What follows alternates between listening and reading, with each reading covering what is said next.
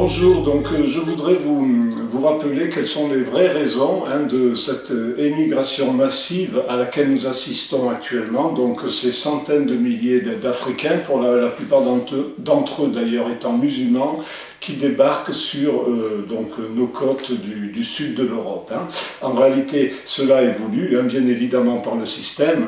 On ne vient quand même pas d'inventer les barques en bois et les bateaux, ça se passe maintenant, c'est qu'il y a une raison. Et des pays passoires en Afrique, il y en avait avant la Libye. Je dirais un pays sur deux en Afrique est un pays passoire. Donc la vraie raison, concernant cette émigration massive à laquelle nous assistons est ailleurs. Le but de toute cette opération, en fait, c'est de détruire les religions du livre, et notamment le christianisme et l'islam. Vous savez que le vrai but de la culture de mort féministo-satanique mondiale repose sur le meurtre légal des enfants, l'avortement, et aussi cette infamie qui est le mariage homosexuel. Or, la dictature constate à juste titre que les religions du livre, et notamment donc l'islam et surtout le christianisme, sont les deux seuls obstacles sérieux au développement de cette dictature, dont le but final d'ailleurs, comme je l'ai dit dans une de mes vidéos, le but final est l'homosexualité globale, universelle pour tous, ce qui amènera d'ailleurs à la disparition du sexe masculin. Mais là, ce n'est pas mon propos.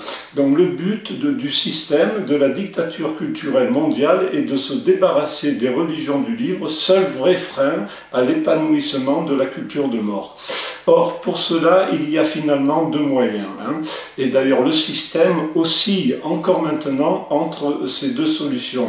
La première, c'est de monter les religions entre elles, notamment le christianisme et l'islam, de façon à déclencher une guerre de religion massive mondiale, qui sera terrible, qui fera des centaines de millions de morts.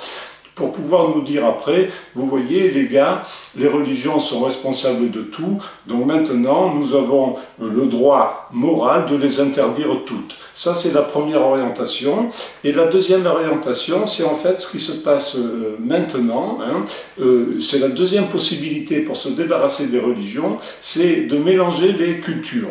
Donc on essaye de faire en sorte que dans un pays, il y ait sur 4 personnes, il y a un musulman, un chrétien, un bouddhiste, un ci, un ça, de façon à pouvoir ensuite, par la pression culturelle que nous connaissons très bien, par le lavage de cerveau et la pression médiatique, à pouvoir laver le cerveau de ces gens. Donc quand les sociétés sont mélangées et quand les religions sont mélangées entre elles, on peut les détruire plus facilement. Donc il y a deux façons pour se débarrasser des religions, donc une vraie guerre pour pouvoir les diaboliser, ou bien les vider de leur substance, donc en mélangeant tout le monde, et ensuite, par phénomène de pression, faire en sorte que sur le papier, on pourra rester catholique, musulman, etc., mais on n'aura pas le droit, par exemple, de dénoncer l'avortement.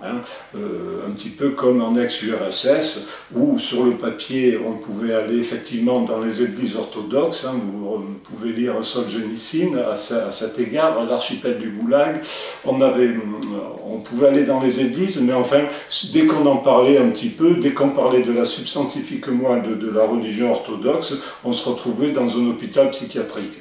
Donc, la deuxième solution pour se débarrasser des religions, c'est de les javeliser. Donc, sans faire de guerre, on mélange tout le monde.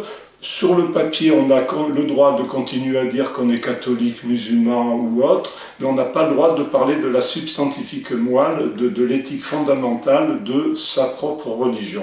Donc là, c'est la deuxième orientation, et pour cela, il est indispensable, effectivement, de mélanger le plus possible les populations.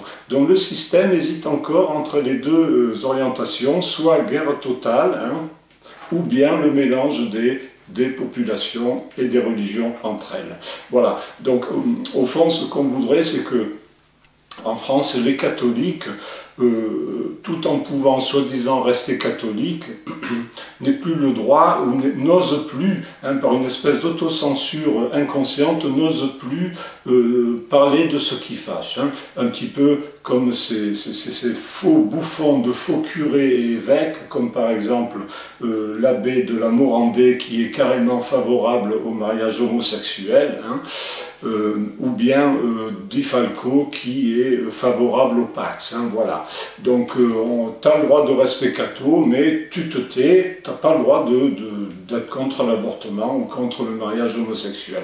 Voilà un petit peu le but. Donc se débarrasser des religions, seul vrai frein susceptible d'empêcher le développement de la culture de mort. Et tout tourne autour de ces notions d'avortement avec ses corollaires, hein, les cellules souches embryolaires, le clonage d'un côté, de l'autre côté le mariage pour tous qui va mener à l'homosexualité pour tous, la théorie du genre qui va mener à l'androgynie pour tous, hein, quand tout le monde sera plus ou moins androgène, ça va détruire le désir de la libido normale hétérosexuelle et il ne restera plus que l'homosexualité. Hein.